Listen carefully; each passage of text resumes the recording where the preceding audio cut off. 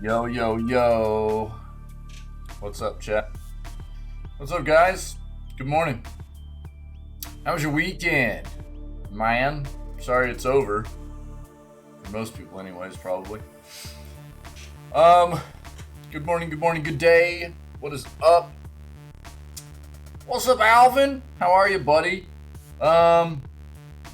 Man. Sleepy this morning. I'm a sleepy bro. I'm sleepy, dude.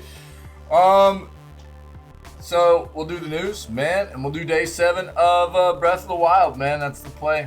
Video gaming news, and then day 7 of Breath of the Wild. Good stuff, good stuff. Hope everybody had a great weekend. Back to the grind for most of us, yeah. Back to the grind, working for the next one, baby. Working for the next one. I don't know, man. We'll keep trying to push towards. I keep getting sidetracked, dude. Now that we're friends again, is it okay if I pet you? Whoa! Thanks, dude. Thanks, dude.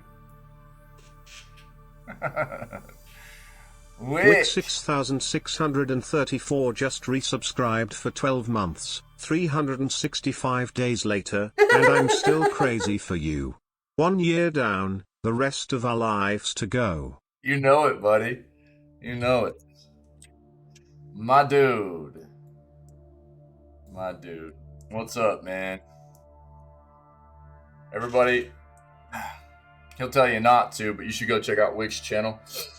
An amazing friend, supporter of this community, and content creator himself, Wick is. You should definitely go check out, and mod in this community too. So he'd be swinging around that green sword, taking care of business around here. You know what I'm saying? Taking care of business, keeping people in check, yo. Don't listen to him either. He always does that. He always does that. Go check out Wick's channel. Wick's cool peeps, man. Wick's cool peeps. Yeah. Go check out Wick's channel. Show some of that outsider love. Throw some follows. don't do.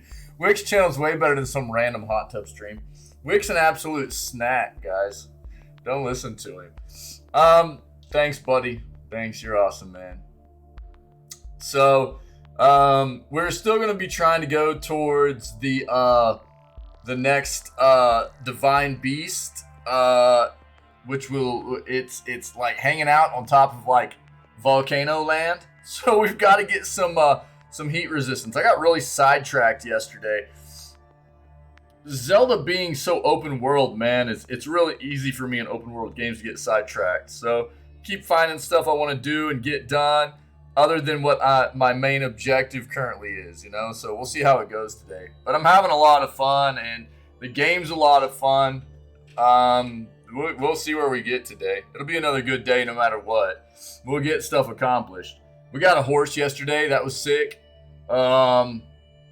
We got more shrines done. We're progressing, man. It's good times. The game's amazing. I'm having a great time in it. So we'll keep pushing. We'll see if we get another Divine Beast done today or not. But one way or another, progression will happen. Yeah. Yeah, they are, Alvin. You're not wrong, dude. You're not wrong. Dude, it is such a good game. It really is. It is fantastic, dude. It really is.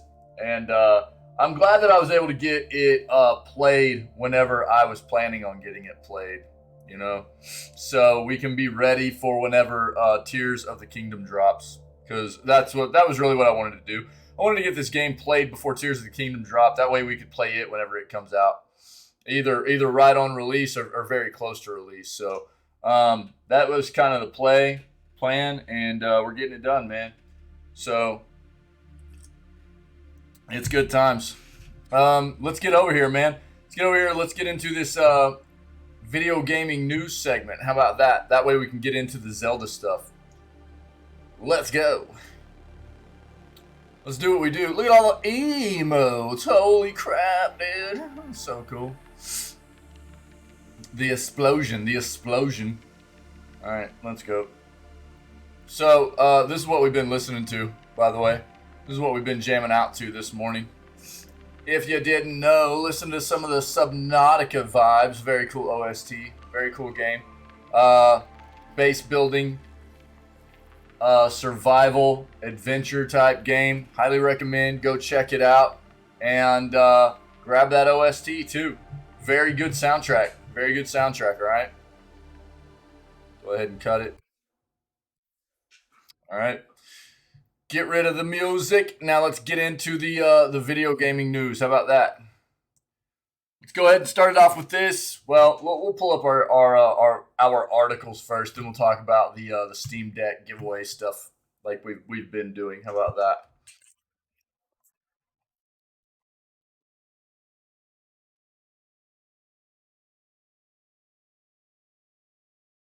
Ooh. Cool. See what we can find. See what we can find. Again, I hope everybody's having a great day. Happy Monday, if that's a thing. I know most people are like, dude, the weekend's over. God, back to Monday. I'm sorry, guys. Looks like Amazon Prime Gaming is likely launching in India. Cool, cool. I'm not gonna bring that up, but that's cool to know.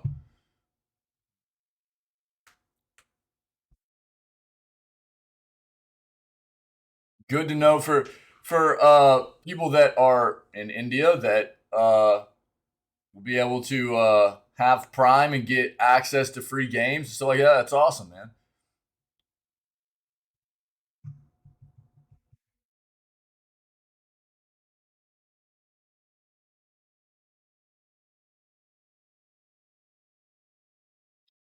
Out real quick. There we go. Cool. Multiple new Mega Man games reportedly in development.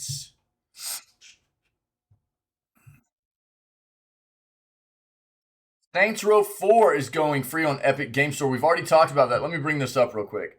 Let me just bring up Epic. That way we can just not have to dive into that article. We've talked about this kind of stuff. I bring up free games all the time. But here's the dealio. All right, here it is. If you're not familiar, Epic Games does like basically 2 free games every single week. Every week. All year long.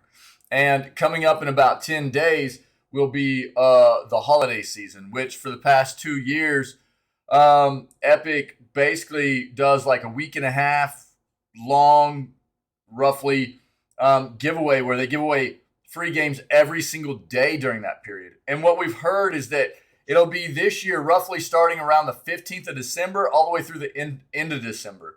So you can kind of count on seeing this holiday giveaway from Epic start around mid-December and last until the end of December, maybe even just a little bit longer.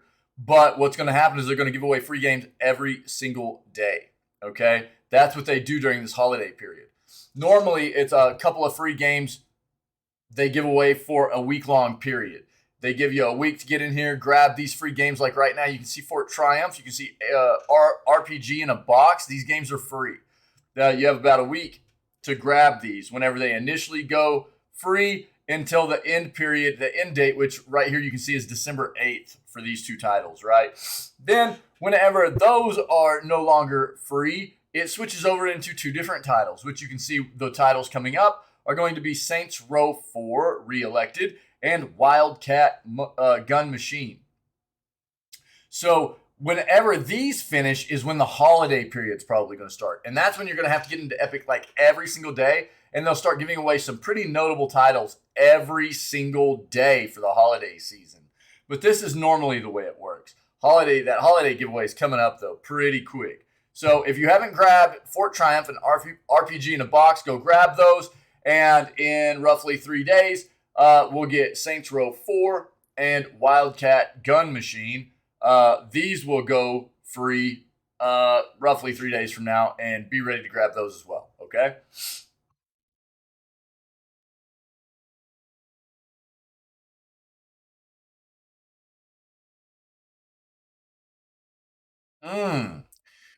Game Awards this year will be significantly shorter, they're saying, than last year. Interesting. Interesting. Okay. So,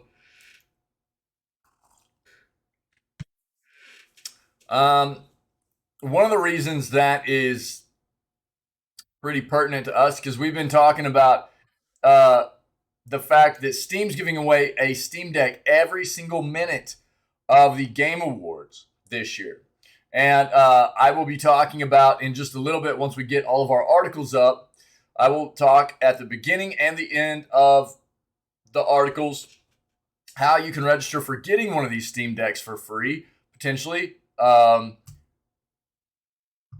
the longer the Game Awards are, the more potential winners there will be for the Steam Decks. The shorter, the less winners or less devices given away, right? So this also means if the Game Awards are going to be significantly shorter, that means the less announcements we're going to get on the front of just video games in general, right? So that's something we also are going to have to be prepared for. Obviously, the Game Awards are focused on awards for video games that have come out over the past year, but we also always anticipate a little bit of news, whether it be,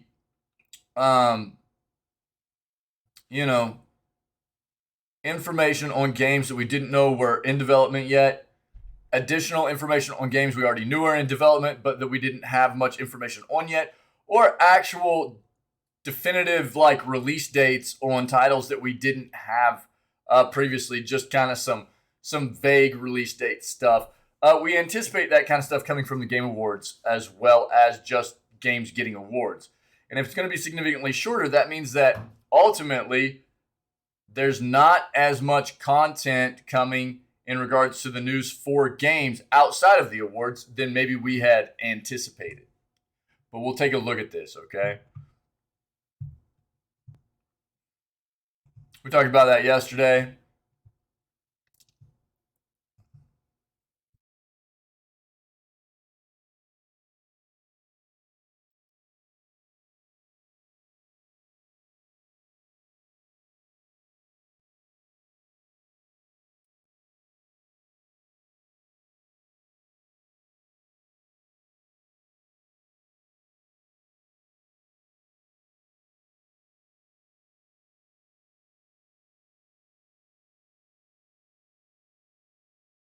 Yeah. Numerous reports coming out, too, about the Game Awards being shorter this year.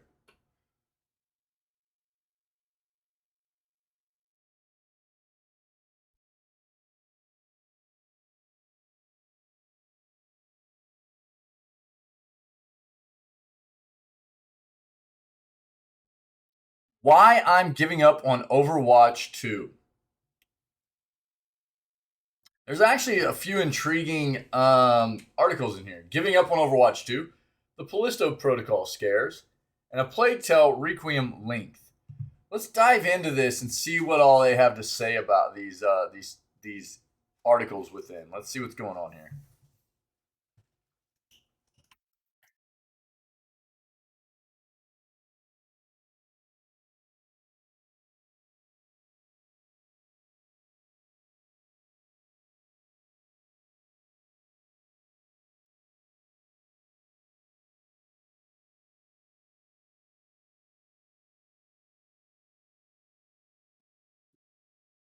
Check our other search out real quick.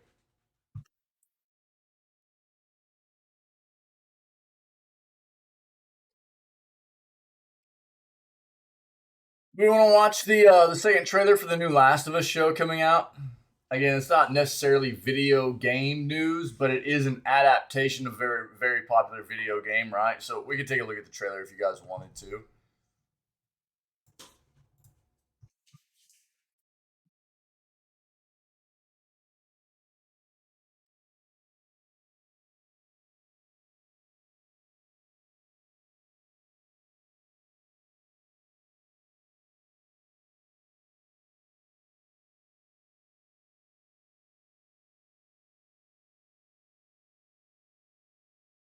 I'm getting different kinds of reactions to Callisto Protocol. I don't really know what to think. I've seen some articles come out that are like gory new game pushes horror to new limits, right? And it's like, I don't know what to think whenever I've seen so many other reviews go, it's not even anything near what Dead Space 1 and 2 were, you know? And I'm like, how can it not be anything close to Dead Space 1 and 2? And then there are these other reports coming out talking about how the game is, an amazing horror experience. I don't really know what to think.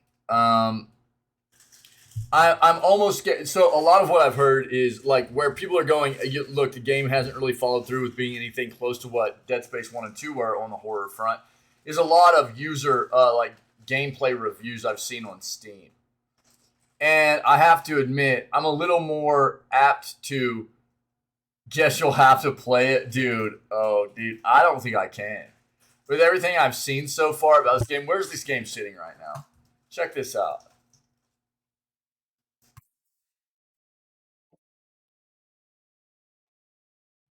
Check this out, dude.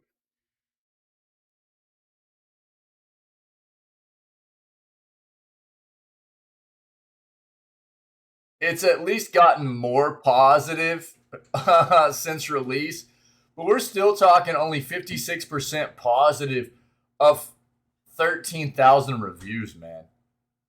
That is scary bad. That's scary bad, dude. Uh,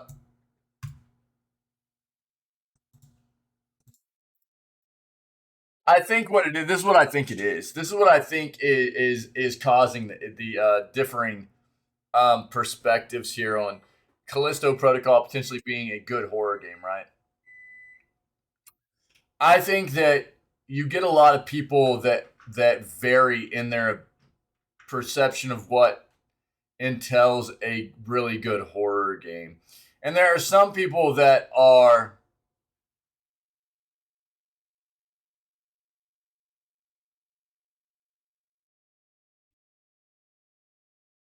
easier to scare than others, if you will. And I think that's where a lot of this comes in at. And that makes sense because obviously we all have our own. Yo, wait, what? I didn't click on that, dude. That was weird. Um, Respectively, we all everything's kind of for each of us individually. We only all have our own preferences and experience wise, everything's going to be a bit different for us, because of who we are individually as people, and so I understand that. But a lot of what I've seen from reviews of people that had experienced the Dead Space games, they've really compared Callisto Protocol more towards like Dead Space 3 than anything close to Dead Space 1 and 2. And Dead Space 3 was not really scary. It was an action based horror game. So in that respect, I would assume that if I was to play uh Callisto Protocol, and I won't play it right now, this is one of those games that I would consider maybe playing in the future if I had a pretty good understanding that the developers had turned the game over into something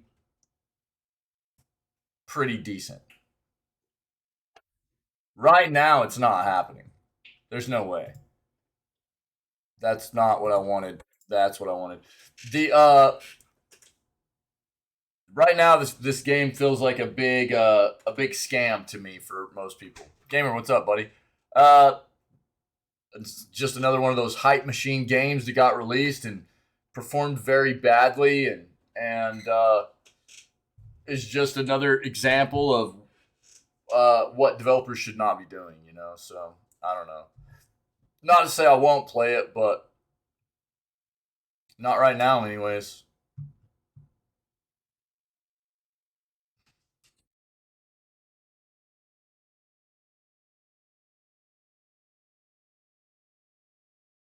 Well, we've talked about the new stuff coming to Battlefield 2042, so I'm not going to jump in there either.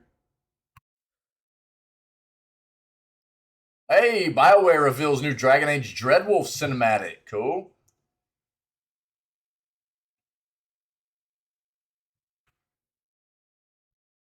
A new Disney Speedstorm trailer released? Really? They just delayed this game further.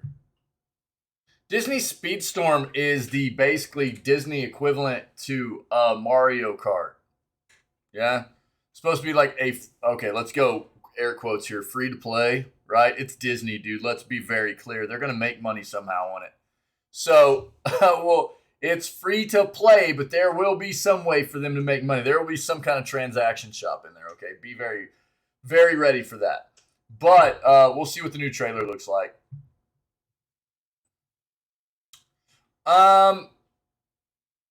Portal 3 officially on the way, question mark. No. We read about this yesterday. Portal 3 has not been officially confirmed yet. Now, the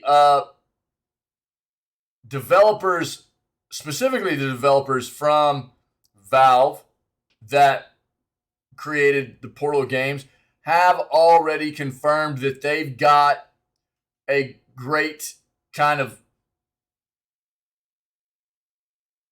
groundwork ready for Portal 3. That does not mean they basically confirmed they are not working on Portal 3 right now. It would take a lot of other people from other projects to kind of come over and be ready to focus mainly on Portal 3. And that's not the case right now. We read about this yesterday. So,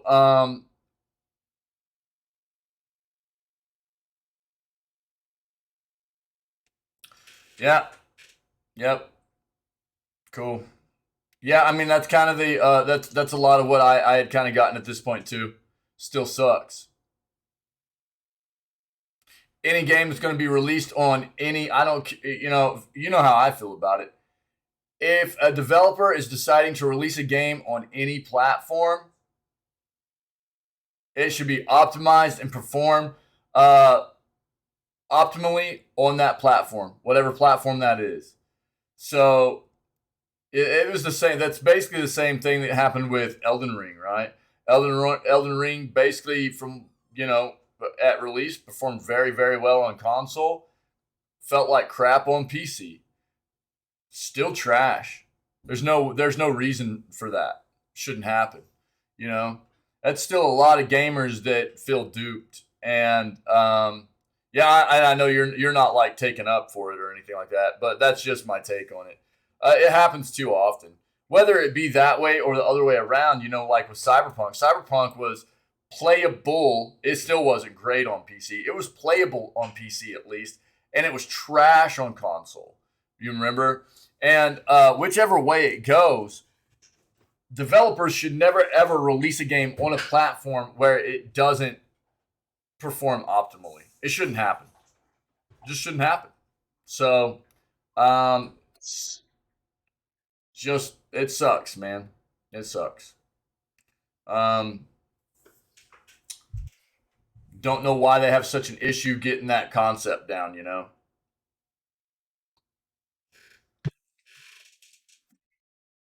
But we did read about this yesterday with Portal 3.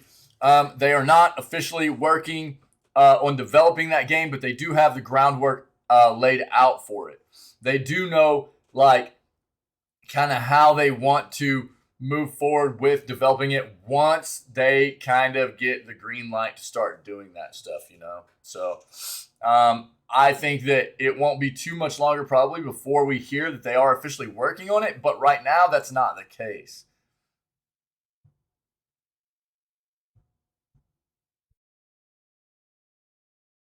But I do appreciate that info, gamer. I appreciate that info. I mean, I guess I'm glad, I guess, that there are a number of gamers that are at least able to experience the game in a better state than what PC gamers are, but it still just feels very bad.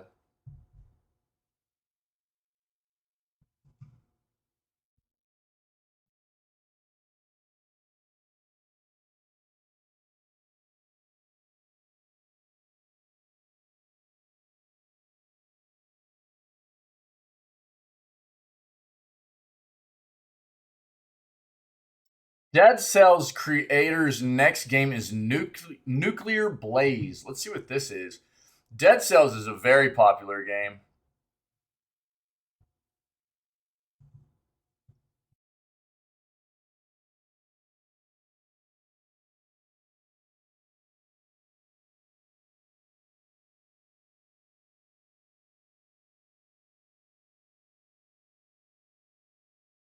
Excuse me.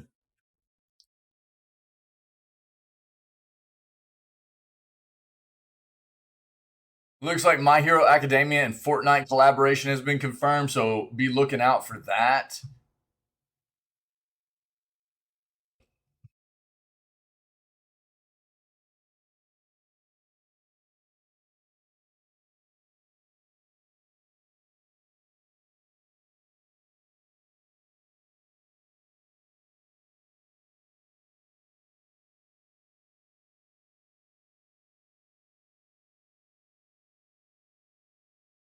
All right. I don't know. Let's skim one more page here and see.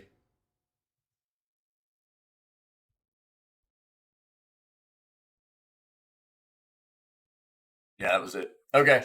Let's stick with this. We'll stick with this for the news today.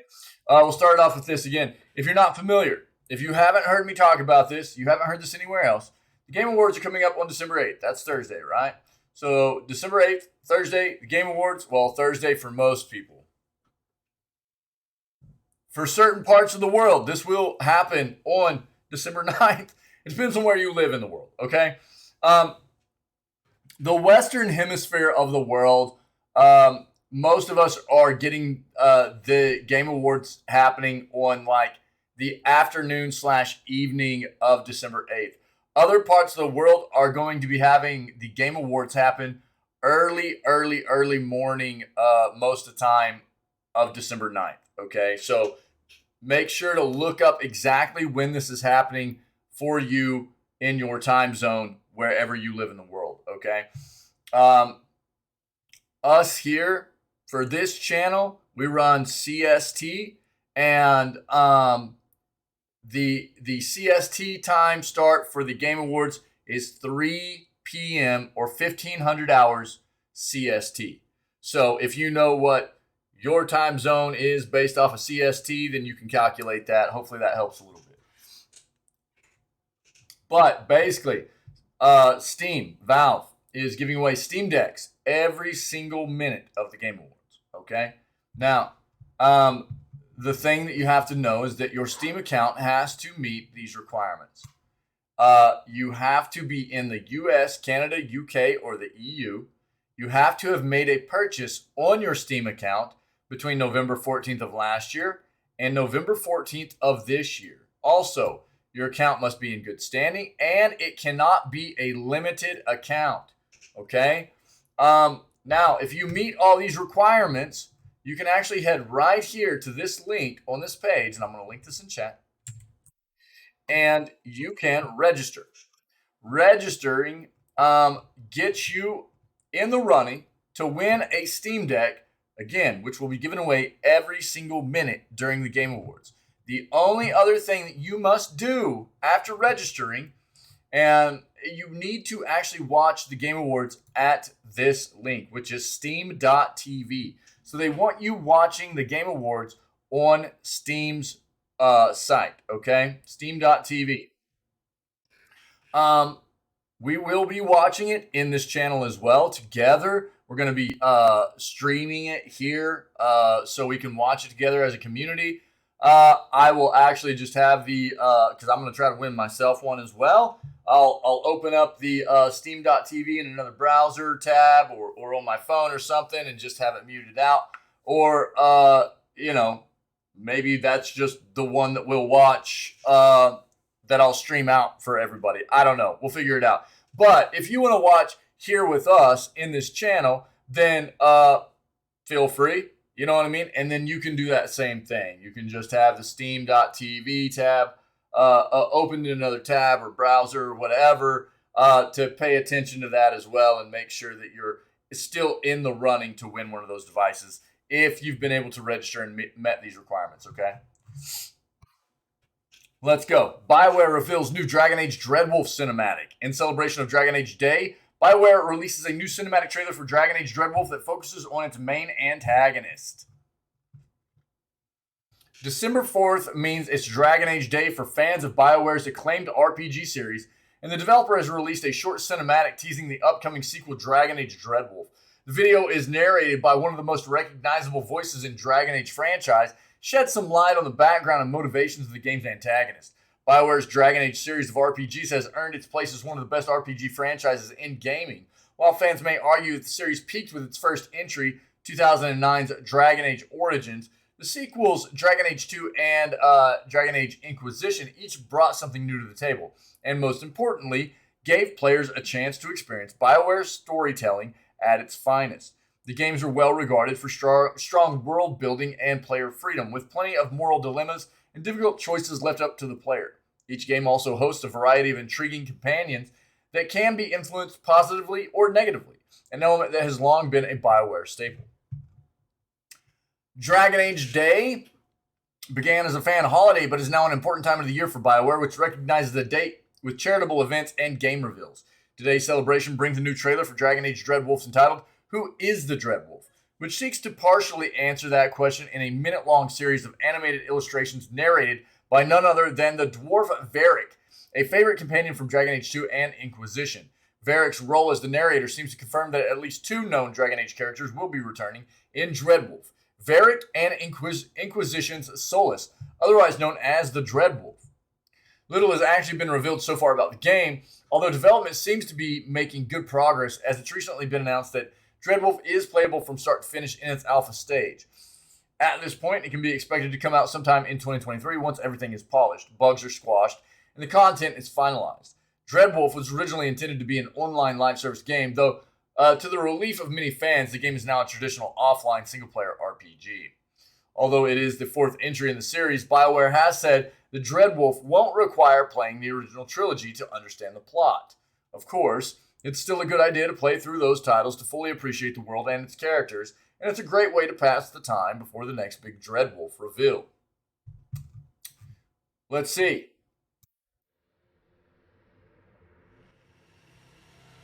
I knew him as Solus, a thoughtful mage obsessed with dreams. But long ago, he had a different name. Fen Harel, the Dreadwolf. Ancient elven god of lies, or heroic rebel against tyranny, depending on which story you believe. In his final fight with the elven gods, Solus imprisoned them and created a veil that split our world from the raw magic of the Fade. But now, he wanted to tear down that veil and destroy the world. And we're the only ones who can stop him. Yeah. Yeah, this is just hype machine stuff, you know. Hype machine stuff. We already knew this game was fully playable, start to finish in alpha. We had heard that a little bit previously, which means that basically at this point, BioWare is in the process of trying to polish up the game, right? I mean, that's the way that goes. They get the game to a point where it is quote unquote a fully formed game from start to finish. Then it's the process of really focusing in on the details, polishing the game up very well in anticipation of getting it released in the not too distant future, you know? So we'll see how long it takes. Disney's Speedstorm trailer released, okay? Disney released a trailer for its new free-to-play video game Speedstorm on December 3rd. They had previously announced the game and we covered it. However, with the release of this trailer, we get more of an inside look at the game coming to PS5, PS4, Xbox Series X, One, Switch, S, and Xbox Series X and S, One, Switch, and PC on Steam, Epic Games Store, and the Microsoft Store. Speedstorm will feature a cast of iconic Disney characters. You see in the trailer Mulan, Mickey, Jack Sparrow and Sully battle various troublesome obstacles to race each other in a high-speed chase, with lots of twists and turns. Each racetrack is inspired by a Disney or Pixar environment. Some of the tracks include the Great Wall of China from Mulan, the Jungle Ruins map from the Jungle Book, to the Scare Floor in Monsters, Inc., to name a few. Within the arcade-style racing game, players can build different characters' stats to further expand the character's skills. Players can also solo or battle amongst local or remote multiplayer modes. One can also customize the suit the character wears, the livery the character's cart dons, and new wings and wheels for the carts, like Mario Kart, right? But here's the thing. This is a free-to-play game. So, again, be very, very, very ready for microtransactions, which is what most of these are probably going to be, right? Anything that you can use to customize cars, new wheels, new skins, new character skins, the wings, paint jobs, wheels, all that stuff, probably going to be kind of like microtransaction stuff. The game will update with Disney and Pixar characters with new special skills, add new tracks to keep the game fresh, and add seasonal content, which will also mean it'll probably have some kind of battle pass. Trailer makes the game look fun, fast-paced, and perfect for any Disney fan. Graphics are excellent and make the game seem extremely exciting and colorful. Yeah, I mean, that's what we talk about quite often, right? I mean, a free-to-play game's going to need to make its money somewhere, right? And quite often, that's the play. Depending on the kind of game it is, and it can vary a little bit. But, yeah, I mean, I think most of us in the gaming world agree with that. Alvin, yeah. As long as the microtransactions stay, like, cosmetic, and it's not like cosmetics that give advantage, like pay to win, right? Yeah, exactly, like that. Pay to win, don't destroy the gaming. Well, and I mean, to an extent, we've already seen pay to win destroy an amount of games, right? And that's always the concern. You have to expect that free to play games come out, and they're going to have a microtransaction shop, right? I mean, or transaction shop, whatever you want to refer to it as nowadays. That's the play, right? But what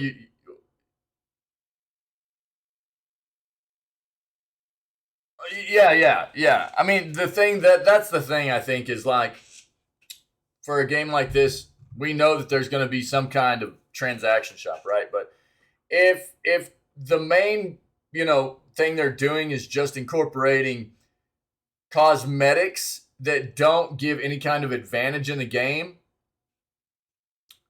for people to buy, it'll survive. It'll be okay, But if they're actually providing the option of buying cosmetics like wheels that give you better stats for the cars, and skins that give better, or you can actually buy cars that give better stats, so you have an advantage over other people you're playing, it's going to ruin the game, right? It'll ruin the game. That's the way it is. Historically, there have been very, very good examples of free to play games that have done a very good job with being able to still make money on transaction shops that haven't provided any kind of pay to win mechanic. And then there have been very bad examples of games, free to play games, that have ruined themselves with transaction shops with pay to win, right? Absolutely. Pinky, what's up? Stop working on my Valheim base. It went from 12 to 9 FPS. Dude, how do you even play at that? How do you even play at even 12 FPS, dude? That's so molding to me. I don't know how you get through it. 9 FPS. Jeez, dude.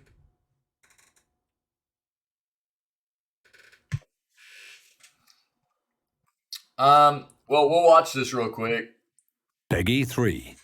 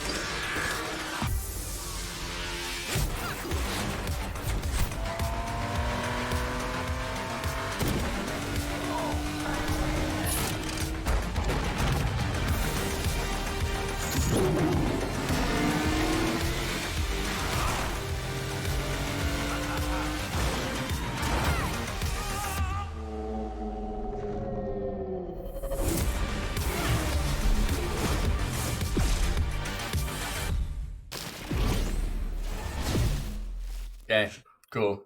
Just like a cinematic. Yeah, I mean, all right. Cool. I don't know. We'll see. We'll see what comes. We'll see. We'll see. We'll see. We'll see. Um, 15 to 30 FPS gaming was basically childhood, so used to it. I mean, I think most people are in that basket, right? I think most people grew up with a lower frame rate, but I've gotten to the point where I'm so nowadays I'm so used to a higher frame rate. Like, dude, I remember whenever we were playing Valheim before, the frame rate got so bad, it was tearing me apart, dude. We had so much building going on. I don't even remember how bad the frame rate got, but it was just so stuttery, man. It was brutal. I hated being in the bases anymore because the frame rate was just so terrible, dude. I didn't really want to deal with it anymore. I think you're just a bit more resilient for that kind of thing than I am, maybe. It was tearing me apart, man. I'm glad you're enjoying it though. I'm glad you're enjoying the getting back into Valheim with the new update and stuff. That's cool. Do they have a lot of new building materials and everything? Dead Cells creator next game is Nuclear Blaze. Unravel the truth behind the existence of Site 16 and a what? Redacted? Okay. The creator of the acclaimed roguelike action platformer Dead Cells has revealed their next project, Nuclear Blaze. Among other things, yeah, cool, man. Sebastian Bernard's Nuclear Blaze is expected to release on consoles on 28 April 2023. Will set you back 15 US or 15 euros. Sorry, I don't have UK specific pricing at the time of writing for a digital copy, and $30 or 30 euros if you fancy a physical copy on either Switch or PS4. You'll have to jump over to Red Art Games to pre-order a physical copy, although by doing so, you'll secure a set of 3 exclusive Nuclear Blaze. This says Nuclear Balls.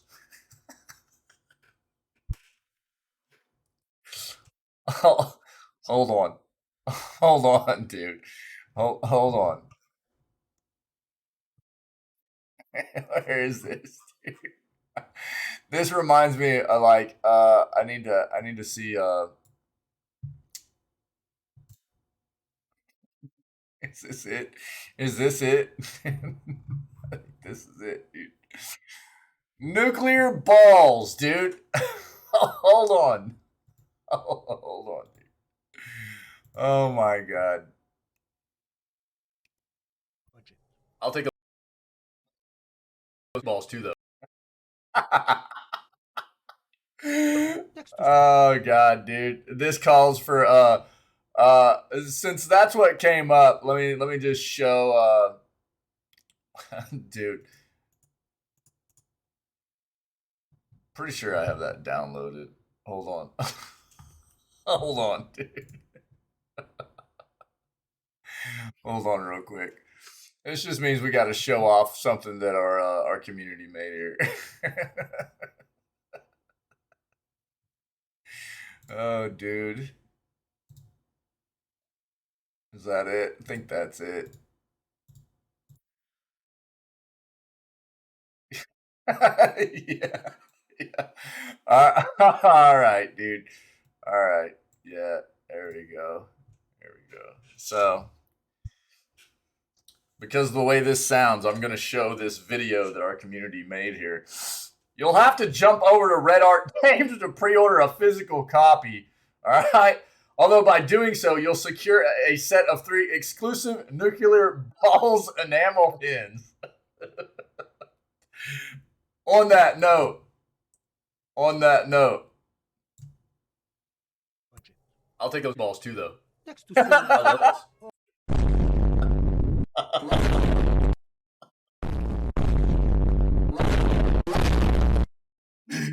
Oh, dude.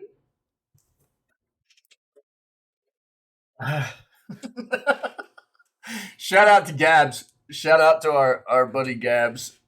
Great job with that, by the way. Physical copies also include a booklet, including an interview with Bernard and a keychain. They're gonna need to fix this misspelling here. So it says Blaze instead of balls. Dude. Oh my god. Too much. Too much. Oh my god. A huge fire is raging. You are sent on the spot to stop it, teases the video description. Business as usual for a highly trained and experienced firefighter such as yourself. Airdropped right in the middle of this blazing inferno. Your main mission objectives are to contain the fire, investigate its causes, and look for survivors. The unexpected discovery of a secret military facility is quickly going to send a monkey wrench in your plans. Unravel the truth behind the existence of Site-16 and a redacted. Access to that information may require authorization. I'm an idiot. Authorization, clearance, redacted, and redacted, though. Dead Cells recently threw open its doors to welcome another batch of familiar gaming faces, from indie favorites including Hotline Miami, Shovel Knight, Terraria, and Slay the Spire, and its new Everyone is Here Volume 2 update on PC. There's not even a...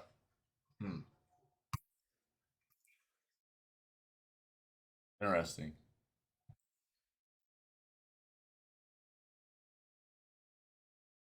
Oh, there it is. Okay. Yeah, let's see what this is about.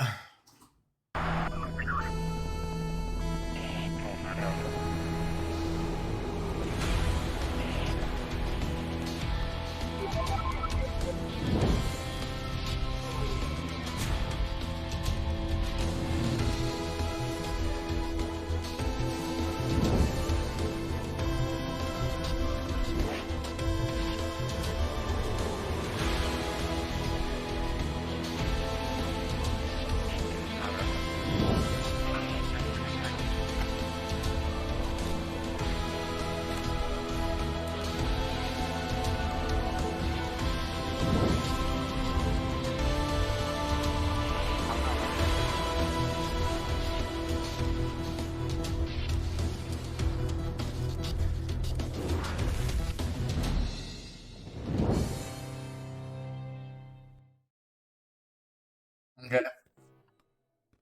You can see the Dead Space vibes, yeah?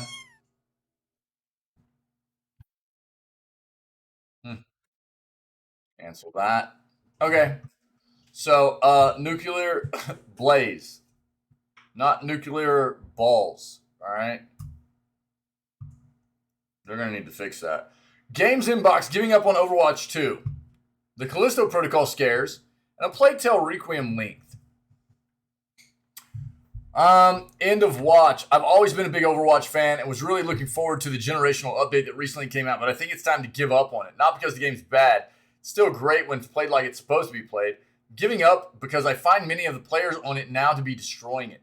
I'd honestly say 80% of the matches I play now end up with at least one player dropping off well before the end, making the entire game a miserable experience for those that stay. Top of that, the amount of times you start a round and one of your guys hasn't even bothered to pick a character or is just standing in the lobby not engaging. I hoped that with a new Call of Duty, these types of players might drop off, but nope, it's still as bad as ever. I wonder if anyone else is getting as irritated as I am at the general experience.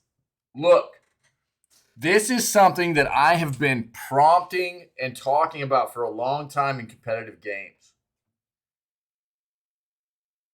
These kinds of things suck. People that ruin the competitiveness of it, whether it be people dropping out of matches early because they are just what I would consider soft gamers that can't deal with the fact that maybe they got put on a team that isn't performing what they would consider to be optimally, when usually it's them projecting their own crappy gameplay on other people or whatever, but they'll just quit out of a match, and leave the rest of the team suffering for it. And what it just sucks all the way around. The other team just gets more powerful than they were already. They just have an even greater advantage than they already had. They were usually already just throttling the other team, and then people start quitting out, and it just makes it even worse for the people that stay in. Things like that suck. And ultimately, there needs to be consequences for it, in my opinion. If you're in ranked matches, you know, if you're in a ranked play style or whatever, there needs to be Shadowline flashbacks. Yeah, I figured that might come up. There needs to be consequences for it, repercussions for people that are in ranked matches or whatever to be held accountable for doing those kinds of things and leaving the other members of their party at a disadvantage. Yeah. Most competitive games need to incorporate this kind of thing. And it should be a stackable kind of offense, if you will.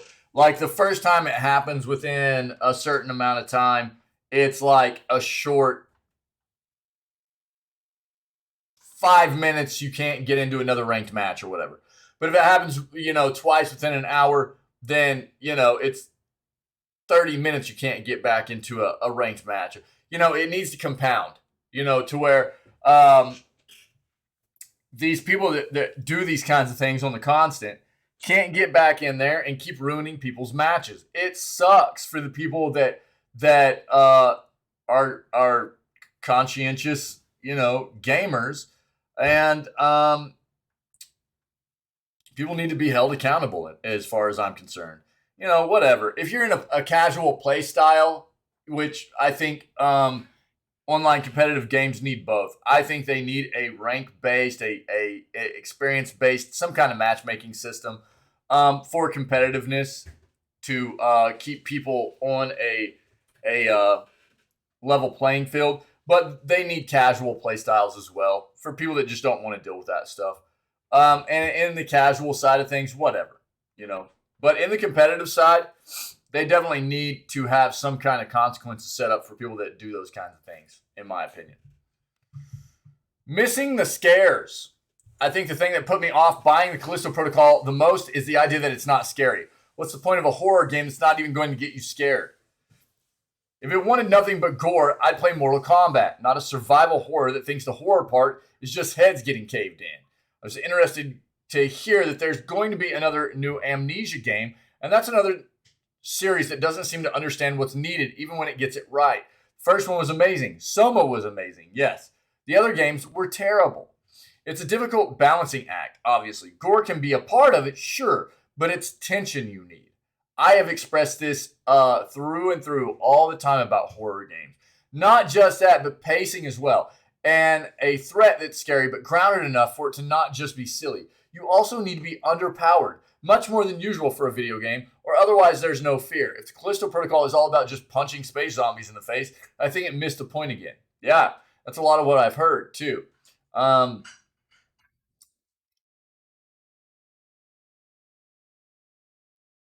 Gore just doesn't do it. It doesn't, you know, not that there's anything wrong with gore, but gore does not equal scary. People have to understand this. Developers have to understand this. A very good horror, scary horror title involves a lot of things that come together in you know, a culmination of things that present a very, very terrifying experience. You know, gore can be a part of it, absolutely, but it's not necessarily needed either. Great sound effects, you know, the anticipation, the build-up, dude, it's random mode time. Great environment, you know, good story. There's a lot of stuff that comes together to build up a really frightening, terrifying experience. And the gore, just gore alone is definitely not going to do it. I've expressed that previously as well. Size matters, guys.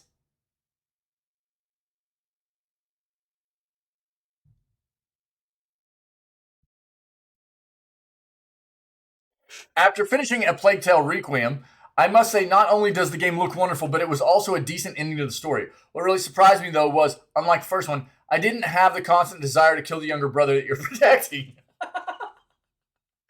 Oh, man. However, at around 18 hours long, over double the length of the first, it was far too long. What's odd, though, is I'd say the first 8 are the problem, rather than the end being dragged out. They really could have been edited down to just 1 to 2 hours and improved the whole story. It's such an overly long intro that at one point, I wondered if originally they planned it to be 3 games, with the first ending at quite a definitive point 10-ish hours in. It also makes me wonder if this is a constant issue for developers, that after spending so long making levels, it's inconceivable that cutting content would make something better. Do games ever get content chopped out like a film does, or is it always the case that once it's been made a longer game, it always deemed a better game? I think there's 2 sides to the coin there. I've seen so many games that were not long enough. And I've seen this as well. There's definitely something to be said, and we've talked about this a lot too. There's something to be said for developers that think they just need to continually add fluff content to games that isn't needed. It's just they go, oh, there needs to be more gameplay, so people feel like they got their money's worth. But there's a difference between good gameplay experience and bad gameplay experience. If you're playing a game for hours that feels like it's not fresh, it feels stale, it feels like you're just doing the same thing you've been doing in the game already, but just maybe in a different environment, that is gross. And nobody wants to do that. That's boring. It's very unimaginative. It's a very bad play on the part of the developer, really. Aside from games that have very, very long playthroughs that are pretty good about keeping the game feeling fresh, and it's a tough balance. I definitely think it's a hard thing for developers to get right. But just making a game long without making it feel good is not the answer, man. Multiple new Mega Man games reportedly in development. A new report has claimed that longtime Japanese video game publisher Capcom is developing multiple new games tied to its long-running Mega Man series. While Mega Man has been an iconic video game character for over 3 decades, new entries associated with the Blue Bomber have been far and few between over the past couple of years. Other than a handful of remastered collections, the only wholly new Mega Man title has been 2018's Mega Man 11.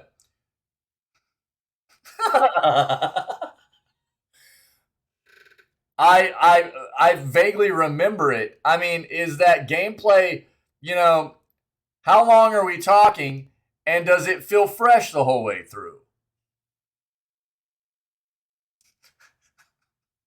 Vaguely, dude. Vaguely. Other than a handful of remastered collections, the only wholly new Mega Man title has been 2018's Mega Man 11. While it remains to be seen what Capcom looks to do with the franchise next, it sounds like there's a lot happening behind the scenes right now.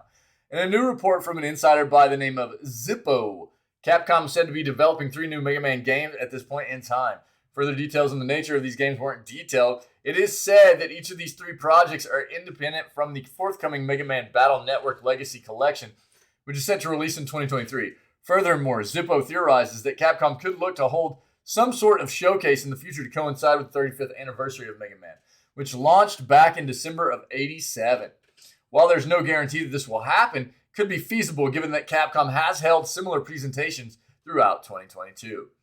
As a whole, it's not a huge surprise to hear that Capcom would look to be doing something new with Mega Man soon enough.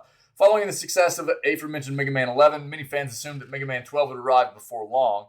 In fact, even Capcom itself seemed to allude to the fact that a new mainline Mega Man game was in the works a number of years ago.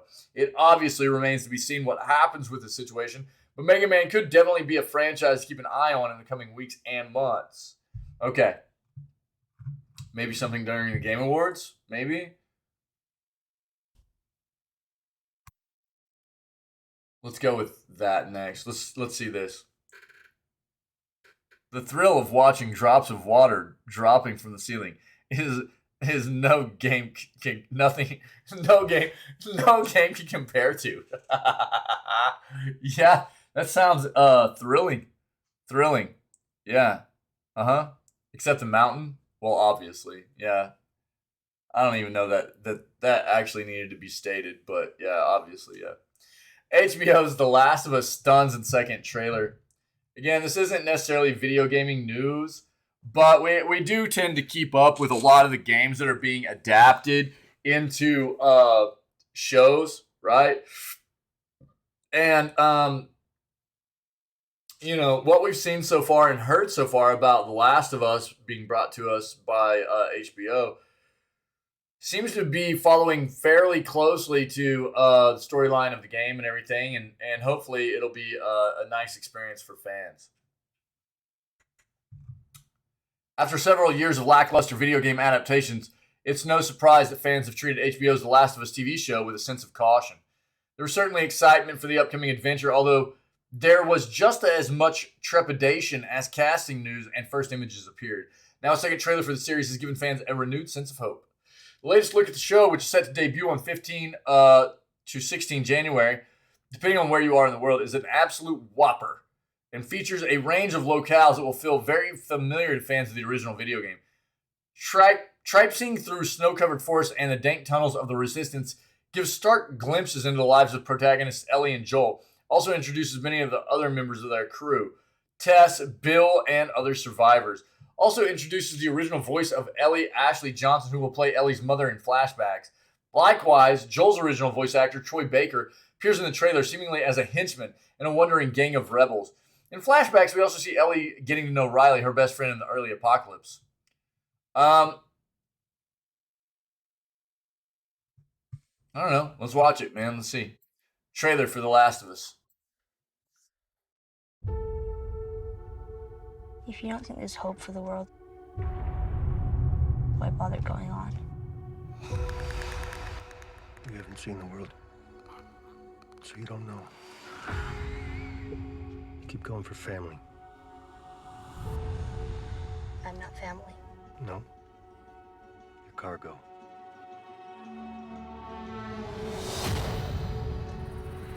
Why are you so important?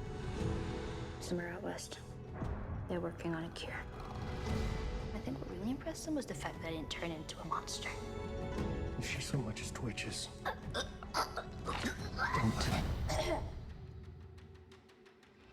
Okay.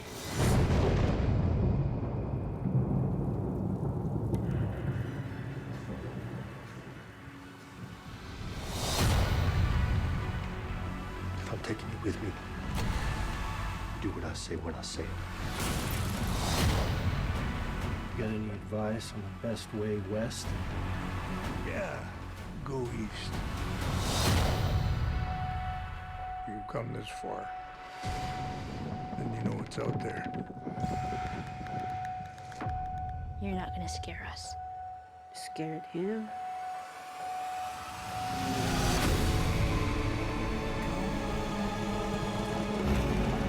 You have a greater purpose than any of us could have ever imagined.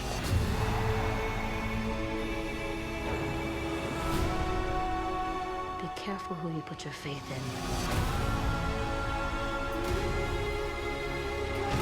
You might not be her father, but you're someone's.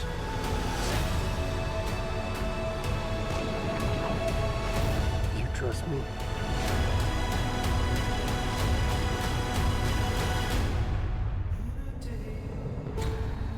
Maybe a little bit of DMCA there. Hopefully not. Oh, that's fun.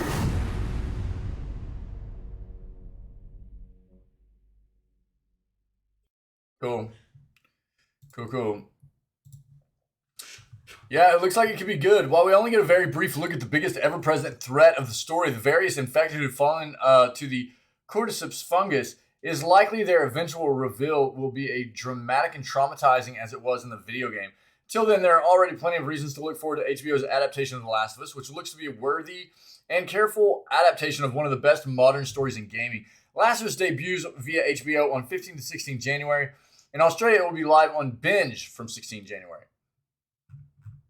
Cool. Yeah, it looks like it could be decent, man.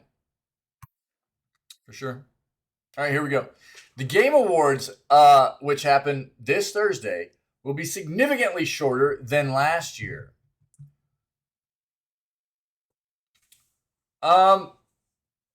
Mainly due to the feedback from viewers, really. The Game Awards creator Jeff Keighley recently hosted a Twitter Space audio stream. In it, he gave some details about the upcoming show. One of the details he gave out was about the show's runtime. Keighley had the following to say. One thing we're doing this year is we're trying to make the show a little bit shorter. 24 hours? Yeah. Yeah, dude. Just keep giving away those Steam Decks, huh? I won't say anything officially until we're through our rehearsals, but we think it's going to be a significantly shorter show this year. For reference, last year's Game Awards ran for 3 hours and 42 minutes. Wow, I didn't realize it was that long. I thought it was like 2.5. The length of the stream tired out viewers and audience members. It was especially hard for those who were only looking forward to specific awards or game announcements. They needed to go through most, if not all, of the stream just to get details about the games they were interested in. We think there's been a little bit of fatigue about how long the show has been. There are lots of games and lots of things that want to be a part of it. We're cutting back on those things to hopefully have a bit more of a streamlined show. Even though the show will most likely be shorter, players don't have to worry much. The show won't be lacking in terms of content, as Keighley claimed in a Reddit AMA. The show will feature 30 to 40 games as well as new game announcements. One of these new game announcements will hopefully be Final Fantasy 16. That is a pretty good chance that FF16 will be there. This is because its producer, Naoki Yoshida, will make an appearance. We'll see during the show if the supposed release date leak is true. We'll just have to wait and see how short the Game Awards is this coming December 8th, Thursday. Again, hopefully it won't be too short, as the number of Steam Decks given away by Valve during the stream will depend on the show's length. Speaking of, make sure to sign up for that giveaway if you live in the US, Canada, EU, or the UK, and the UK. Yeah. Which I will talk about right now. Yeah, Pinky. Yeah. So, I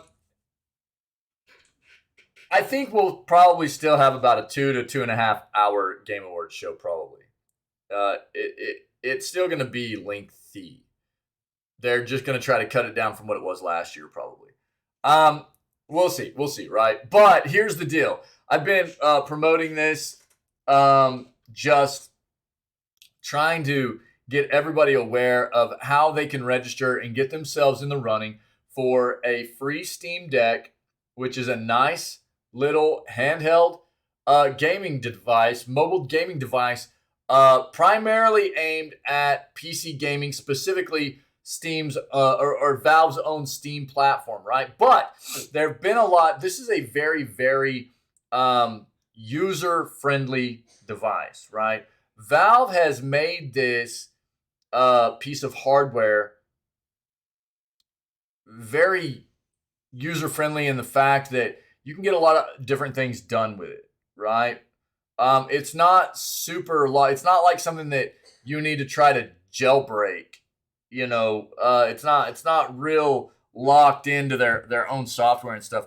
It's a pretty open piece of hardware as far as software is concerned and stuff like that, which a lot of people have figured out different ways to get things done on it. Play different types of games and things like that outside of just, the Valve platform, which is Steam.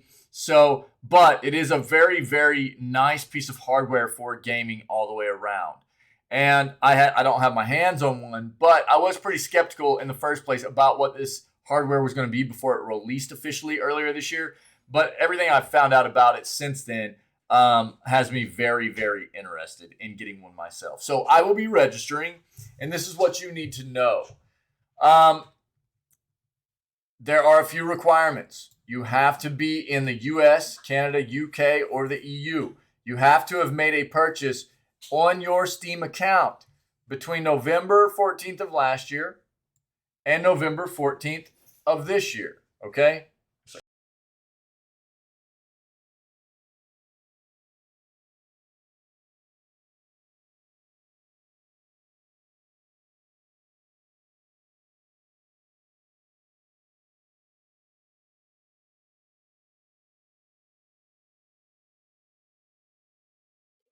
Apologies.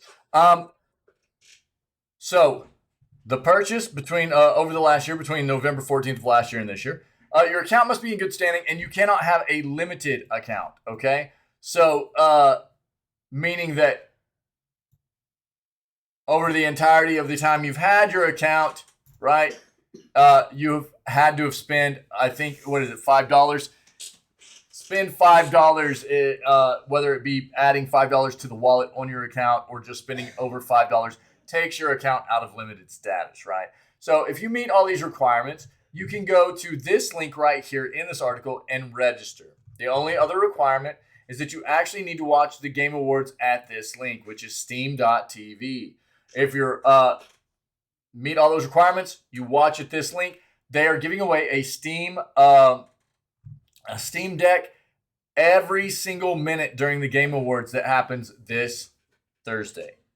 At what our time is here for this channel is 3 p.m. or 1500 hours on the 8th of December. And we're going to watch it here in this channel, and everybody's welcome to watch it here. If you are registered for a device, you can watch it here in this channel and even have the awards open in another tab or whatever if you want to, you know, watch with us in this community and be in the running for winning a device or whatever. That's an option for you if that's what you want to do.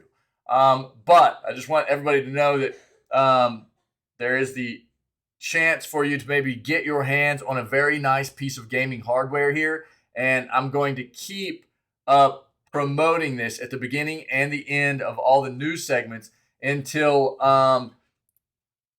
Thursday happens, until the Game Awards happen, okay? Shout out to Pinky for making me aware of that initially. Thanks, buddy. That's what I got, guys. That's the news, man. That's the news. So we're going to move on to Legend of Zelda, Day 7, man. Breath of the Wild, Day 7 Master Mode. The game's amazing. I'm having a great time with it. We're going to keep pushing. We're trying to make our way through a maze this morning. And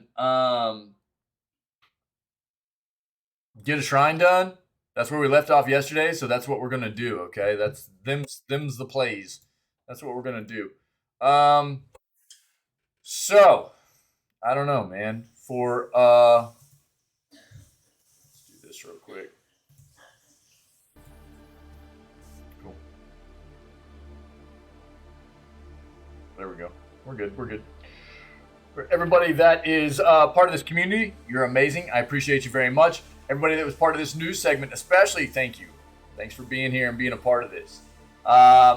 Anybody that has come across this content as maybe a VOD later on, whether it be on the YouTube page or here on the Twitch page, the Twitch channel, and you're enjoying the content, see what you can do about coming and hanging out with myself, the rest of this amazing community, whenever we go live at 6 a.m. CST every single day. Start off all of our streams with video gaming news before we jump into whatever video gaming content we have slated for the rest of the day, okay? Other than that, you guys just stay healthy, stay safe, be kind to one another, and we will catch everybody tomorrow for December 6th edition of Video Gaming News, and it will be Day 8 of The Legend of Zelda Breath of the Wild. All right?